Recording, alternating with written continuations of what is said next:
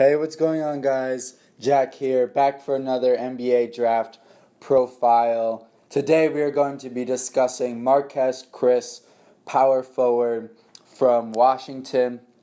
Sorry, guys, my voice is a little off today. I've been sick this past weekend, but that's not what matters. What matters here is Marquese Chriss. So, to be honest with you guys, throughout the college season, I didn't hear much about this guy, even though he was playing, obviously, at Washington.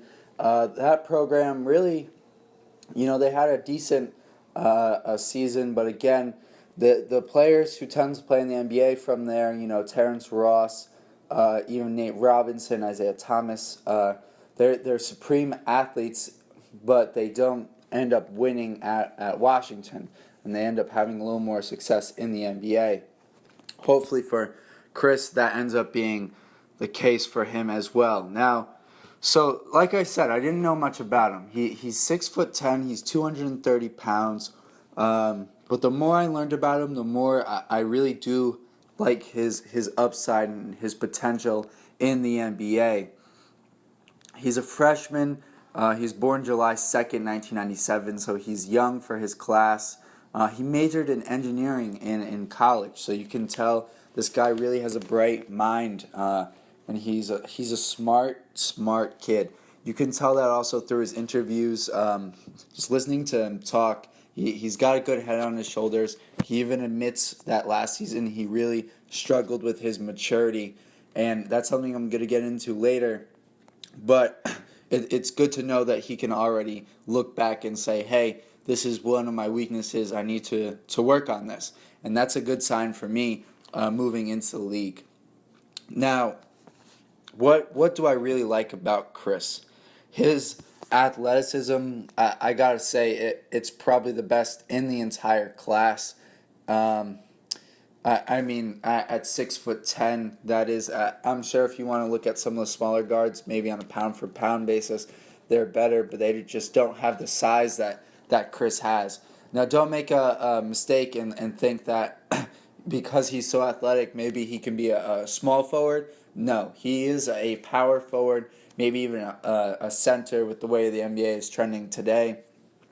He really does have an ability to shoot the ball, and that was something he said he was working on. He's looking to get more consistent with it, but he did shoot 35% from three-point land in college, and he's been working on his NBA range, and I really do think that's going to be a skill that translates for him. And so you have a super athletic kid who can shoot the ball from three, and now you start to get the sense as to why he's really had a meteoric rise here in the draft process, moving into the top 5 area of the big board there for a lot of people. Now, he's the type of player, though, that he's going to give NBA decision makers many sleepless nights. Because on one hand, I can totally see him becoming Serge Ibaka 2.0. I mean, he's such a great shot blocker. He's got a great motor, smart kid, and he's got good shooting touch, right? All those things look great. But then on the other hand, and these were the weaknesses I was going to get into, he doesn't seem to understand team defensive, schemes really, and he kind of just goes off on his own. He gambles a lot, goes for steals, and he draws a lot of fouls, or commits a lot of fouls rather. And he fouled 4 times a game last season in only 25 minutes. You will hear a lot of people bring up that statistic when they discuss Chris's game, and that really limited him last season and hurt his potential. Even though he did average 14 points, 1.5 blocks, he shot 53% from the field. But he only also, another weakness that you'll hear a lot of people harp on was his rebounding. He was a good offensive rebounder, but a really poor defensive rebounder.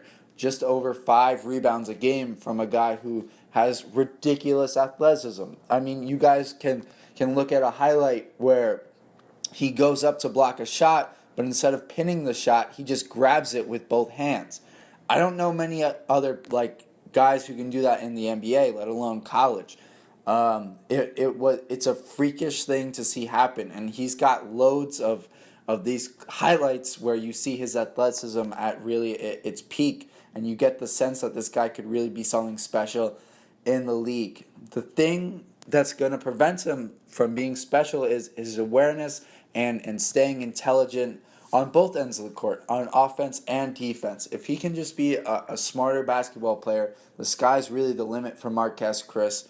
I really do think that, and it's a difference between him being, Serge Ibaka 2.0 or Tyrus Thomas and kind of flaming out of the league. And for that reason, honestly, I think especially in a draft class like this one, it's worth taking the risk on him. Even if you're the Celtics at the third pick, I honestly do think he's definitely in play for them, depending on how it shakes out beforehand with all this apparent uncertainty. I wouldn't necessarily buy into it, but you never know. I think if he's there at 3, depending on what the Celtics feel with their guard positions and how they feel about front court options with Sullinger being a free agent, I think they got to very, very strongly consider a guy like Chriss. I think it'd be very, very scary if you were able, to end up in Minnesota. I said that in the Bender video. Honestly, that has more to do with, I think, the talent of Towns and that really anyone would fit nicely next to him. But, if you put a guy like Chriss with his athleticism next to Towns, that would be a scary front court for the future. Both guys can shoot the ball. Both guys can block shots. And you'd think with Garnett there, again, like I said in that Bender video, he would be able to really help out Chriss and develop his game. All Chriss needs to do is really just, like I said, he just needs to become a smarter player, and I think he can really develop into a high-level NBA talent. Now, guys, let me know what you thought about Chriss, what you thought about my breakdown here. I really do think he's going to be a nice three-point shooting big man who can block shots and develop nicely. I do like him. I know there's bust potential here, but I do think he will be able to surpass that. So let me know. Make sure to stick around, though, and check out some of our other videos. Thanks for watching.